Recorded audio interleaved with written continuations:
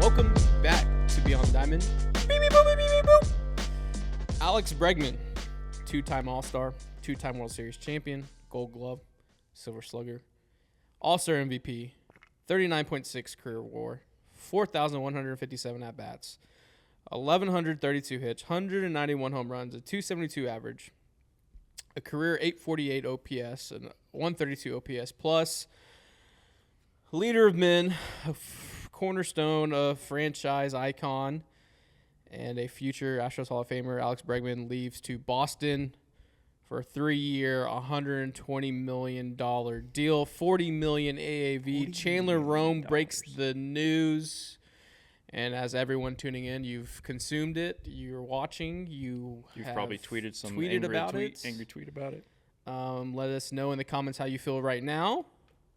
But for me, I am ecstatic for the Bregman family, for Lil Knox, for the baby to come, Reagan, Breggy, Tyler, his crew, everyone else. $40 million AAV. $40 million. You didn't there's another tab there on the baseball there reference is. page. Let me click it over. It says friend of Apollo, friend of the program, and 5-time Dog of the Week award recipient. 1-time Dog of the Year, annual weekly award.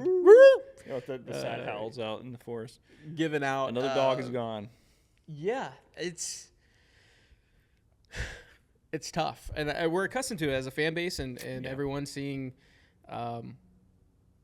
Houston icons and players that are part of this run leave. But this one's different in the sense because the one take I do have that's Boomer Baseball is my last dying, because I'm very pro analytics, new wave, new age. Yeah. Bussin', on God. Yeah. Baseball guy. Uh-huh. But my last Boomer take is it means something to me of a lifer. Yeah. And lifers are not around anymore in this day and age of baseball. I grew up in the 90s and the 2000s. Like, lifers were a thing. You had Bagwell. You had, obviously, Jeter. Yeah, you have all these guys across the sports. There's so many. But in today's day and age, there's not. And I'm super thankful we got 9 years with the kid. And a lot of it the last 3 years for us has been we've been lucky to be around him and his team and the people. And he's opened up so many doors for us. And we'll dive into that and those stories tomorrow on the live show. But yeah, we will be live tomorrow talking about this we'll have Brian back in studio. And we'll just talk through it with y'all. And kind of close the book on the offseason and the Alex Bregman saga here in Houston. We will see him, the Astros, go to Fenway August 1st. We're going. 100% we're going. And then they are back. They are in Houston August 11th. And we'll have to sit on the other side, close to second base, because Breggy's playing second. Right over there. That's weird. That's for Boston. Weird. That's weird. I just, where I'm at, and I think a lot of people, and in the comments let us know, I think there was a fatigue over the last 3 weeks. And I think if you told everyone on November 1st, right? Yeah.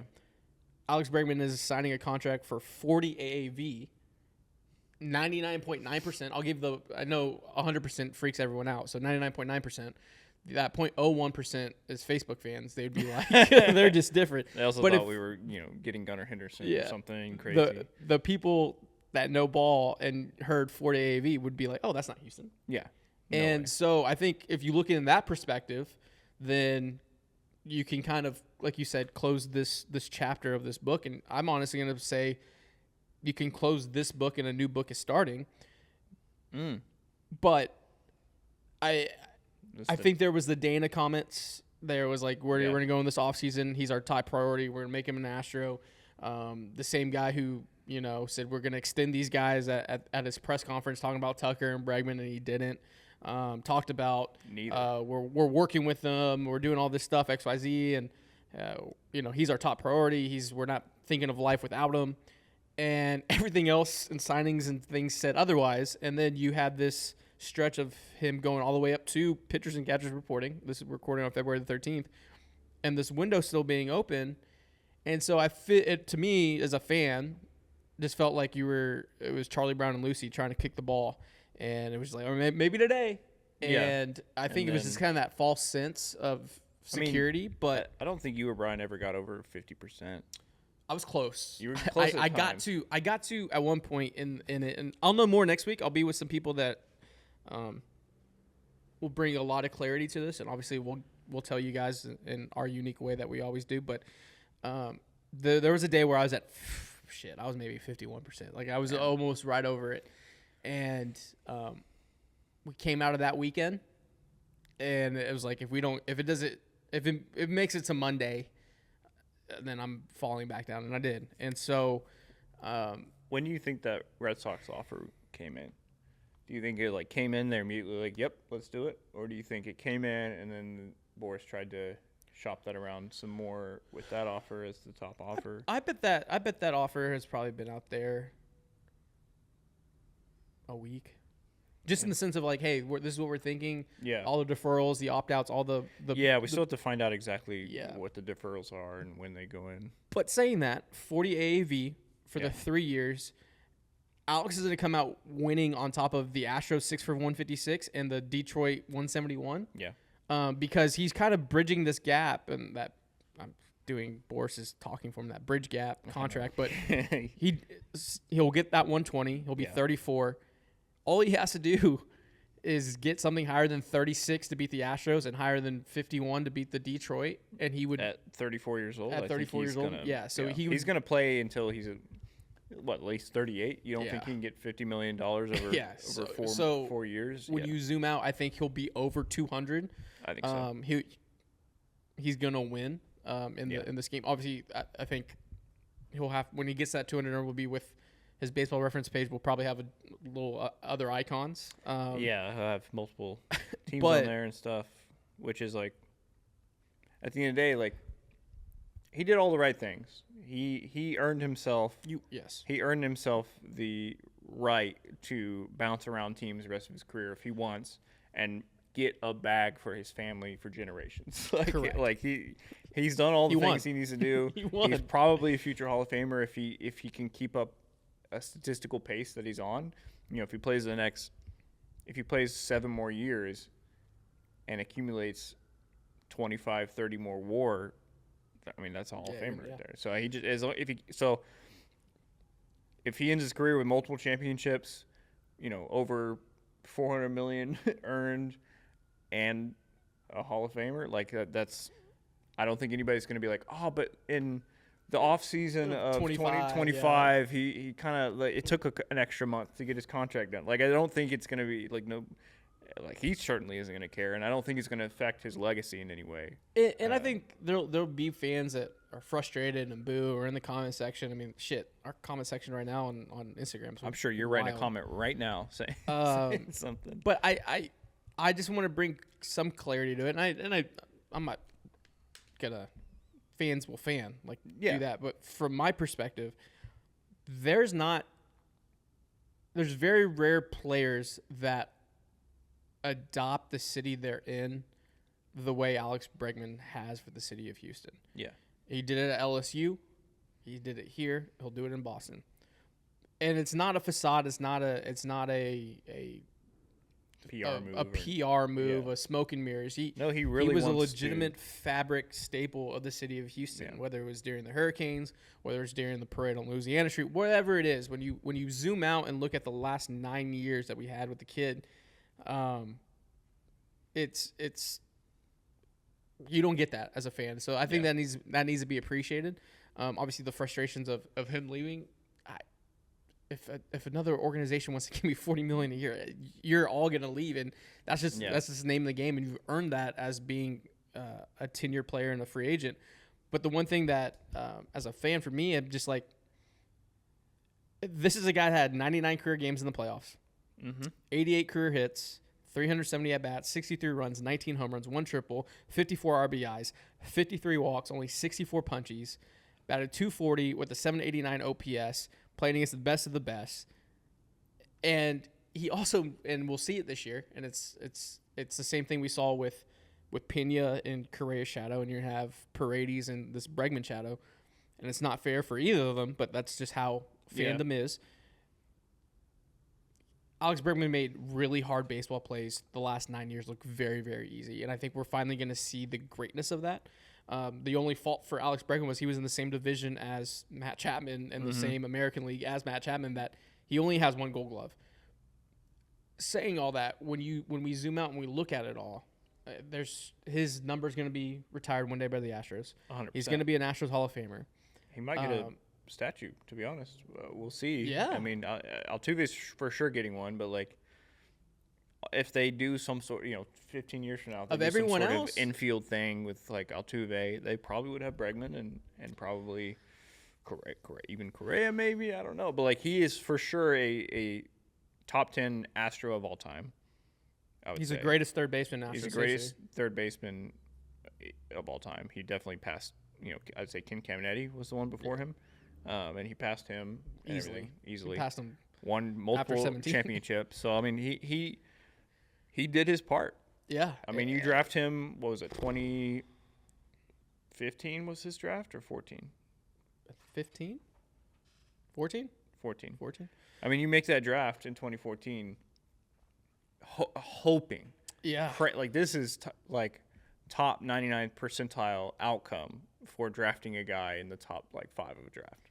And it wasn't so. It's not so much he was drafted 6. It's not so much a gut punch. No. It's more of a collective it's over. Yeah. It's like it was a great relationship. It's ran its course, and we're both leaving, and there's no bad blood, and there's nothing. It sucks. It sucks as a fan.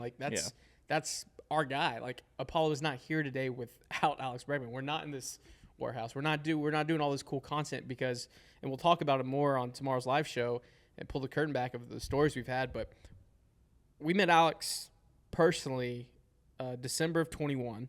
They just lost the World Series. Yeah. And he just came into our lives like a fucking bull in a china shop. We were not ready. No, we were not ready. We were 100. He told us you're not ready. Yeah. And so we had a lot of growing up to do, and that it helped us accelerate to where we are today. And he came to our first office and talked business with us and content. Chewed us out. Yeah. Really, looking back, chewed us out. But opened his life up to us, his family. We got to go over there a lot, do so many cool stuff. I mean, the parties, the tailgates, the behind the scenes stuff, everything in between. And we'll tell some stories tomorrow. Everyone knows I like to talk a lot, but when it comes to this, I'm just super thankful. For sure. There's not enough words to tell Reagan and Alex and his team, Tyler and everyone, how thankful we are. I don't think we'll ever have the right words to say how thankful we are, but they were a huge, huge part to where we are today. And it's tough. It sucks. Oh. But like you said, it kind of closes the chapter of this, but also kind of the fresh start of the new season as well. I'd say potentially we've moved out of the golden era to the new era. I sure hope it's not the bronze era. Which there could still be some gold in there, but I do think that when we look back at this 10 years from now, 20 years from now, this is probably the end of that chapter.